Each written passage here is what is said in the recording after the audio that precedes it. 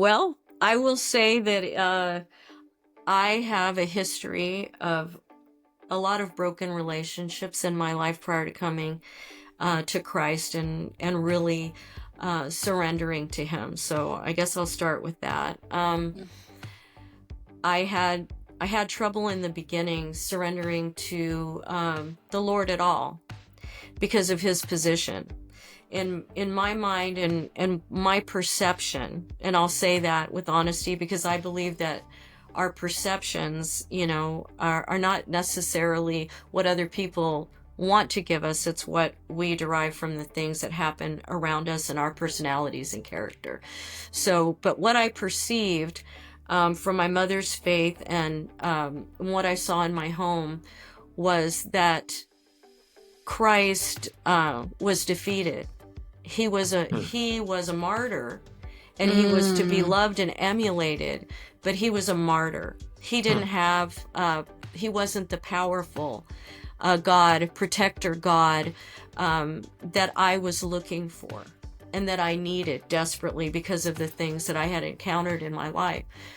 And then the Father God was unapproachable because he made Christ get beaten and die and become a martyr. So he was an angry, vindictive God, and I couldn't approach him either. But I will say this, that I want to offer encouragement in that I do see the Lord's blessing and promise in the 1,000 generations of those who love him.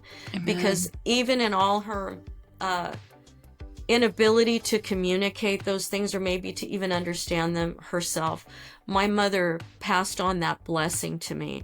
And as I was searching for God because of the things that happened in my life, and especially with my addiction and the place that it took me, I had to find God.